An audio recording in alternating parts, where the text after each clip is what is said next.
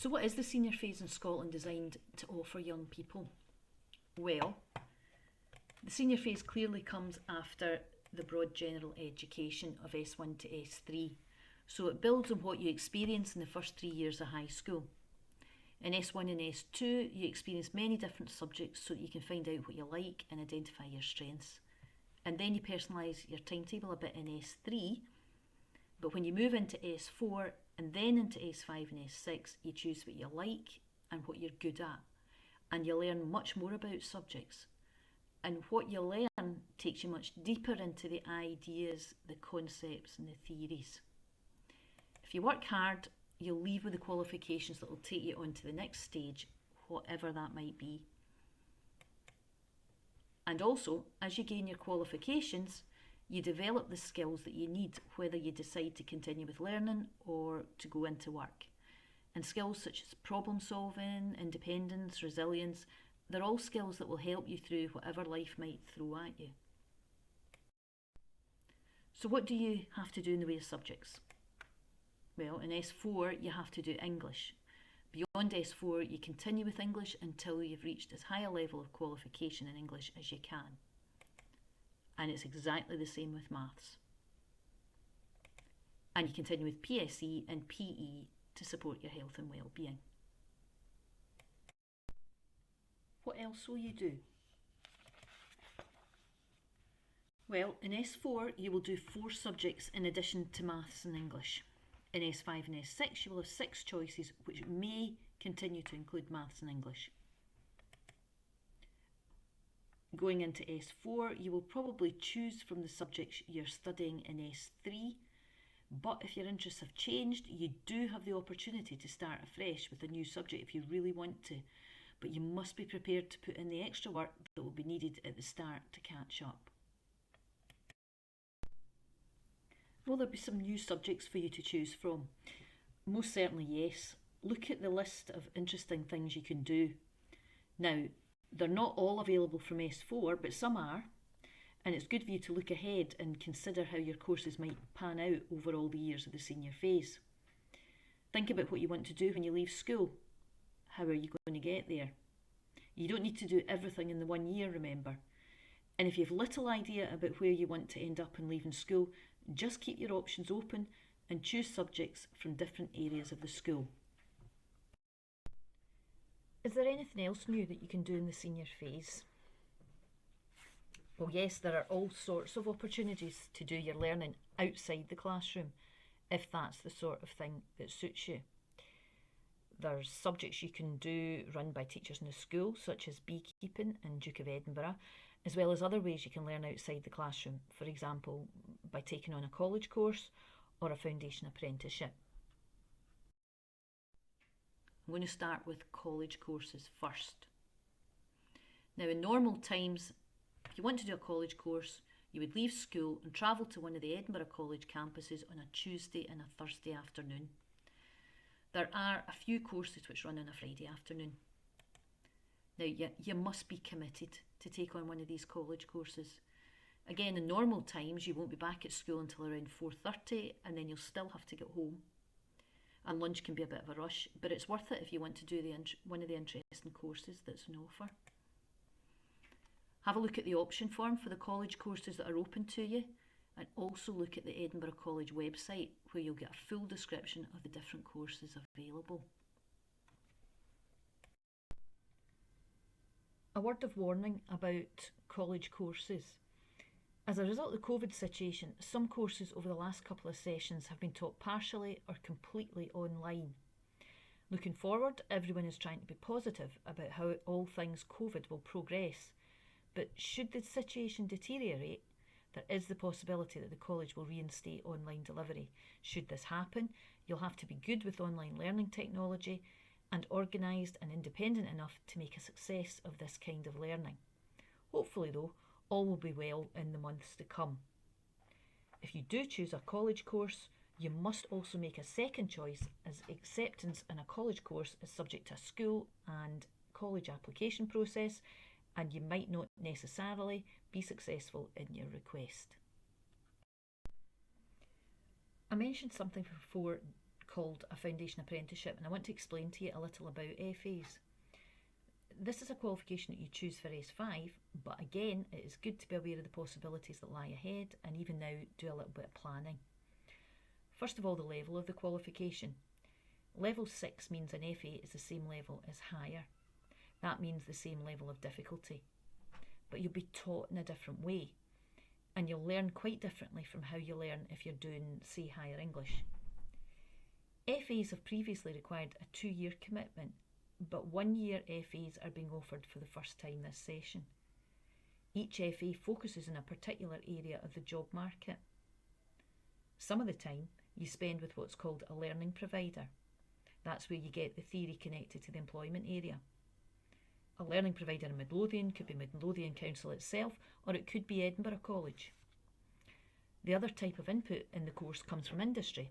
You'll work in companies or workplaces connected to the subject of your FA, and you'll work with your experienced colleagues on real projects. In recent years, we've had pupils working at Microsoft in Edinburgh and local nurseries in Midlothian. This year, for the first time, we have young people in S5 working in Midlothian care homes as part of the FA in health and social care.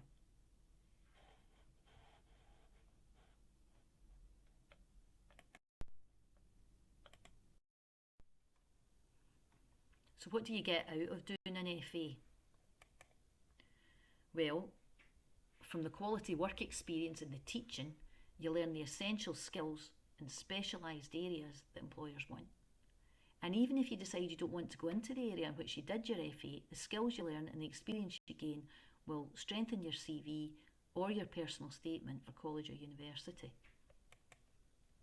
If you successfully complete your FA and you want to go onto a modern apprenticeship, immediately leaving school, your FA will support your application and you will actually have already completed some of the learning required for the modern apprenticeship, so you'll be ahead of the game.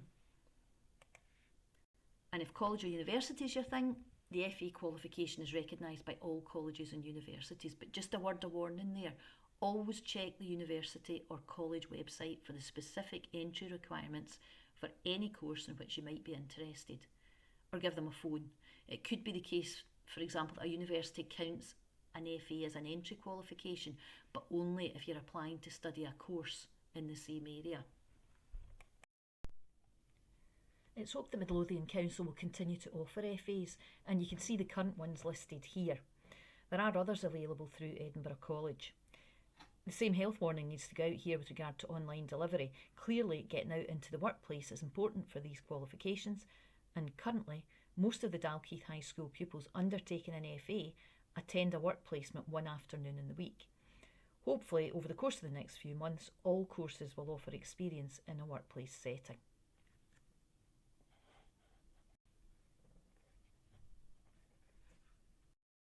Moving on now to other types of qualification you can achieve in the senior phase. The ones you'll know most about are what are called the national qualifications, that is National 3, 4, 5, Higher and Advanced Higher. In normal times, there is no exam for National 3 and National 4 and exams for the other levels. I want to encourage you to think in terms of levels.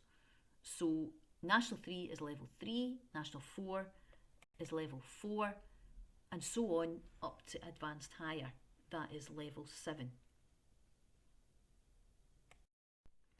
Why is this? Why do I want you to think in terms of levels? Well, because you can do other kinds of qualifications in the senior phase, and you need to be able to compare them, the qualifications, with each other, so that you can judge difficulty, amount of work, and then make choices about what you want to do.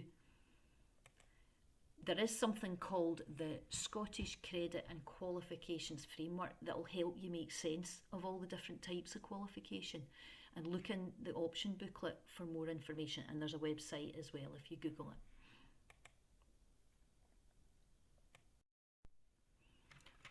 Okay, so one of the other types of courses, other than national qualifications, that we offer at Dalkeith High School in the senior phase is skills for work courses. These practical courses, which don't have an exam, all encourage you to practice the sort of skills needed no matter the particular job you do. So, for example, working as a team, using initiative, so on. You can practice these skills by choosing courses that focus on quite different areas of employment. and you can see here the ones we're offering in school.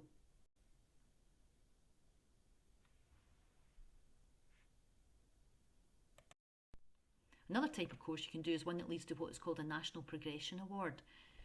Again, it's skills sought after by employers that you'll get, but this time what you achieve is linked to a workplace standard, so that if you put these qualifications down in an application form, an employer will know exactly the sort of skills you have and the level of those skills. NPAs are available at levels 2 to 6. And look here at what you can do in school.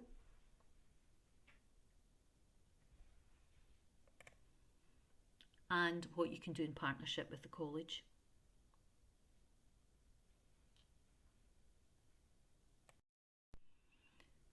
The final type of course to look at is one that gets you an SQA Award. These courses help you develop personal skills you need when you leave school.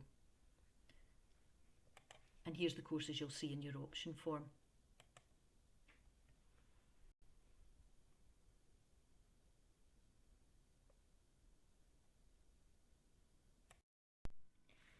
Right, you're probably wondering if your classes are going to be any different. Well, they could be. Apart from in English and Maths, you might be in a class with pupils from S5 and S6. That's because we group together all the people in the senior phase who want to do a particular subject and level and then divide them up. That way you've got more chance of getting to do the subjects you want to do. And remember, you need to be ready to have your learning organised by people other than your teachers, so for example college lecturers or employers. This is all quite a lot to take in, but there's plenty of support out there to help. Take on board what your teachers say in the report you'll be receiving just before the October break. Be ambitious about what you can achieve, but realistic about any barriers that could hold you back. And don't just look at course names on the option form. Take time to explore the course descriptions in the option booklet. Look at the careers videos available on the school website. The videos are made by employers and colleges and universities, and they're all made within the last few months. And your careers advisor Barbara and DYW coordinator Lee, both of whom you'll be hearing from shortly, are available for consultation. Finally, in PSE, you'll be focusing on all matters course choice during the last week in October and the first week in November. Now, please watch video number 3, titled Pathways, followed by video number 4, the employment picture. Finally, tune into video number 5, how to register course requests.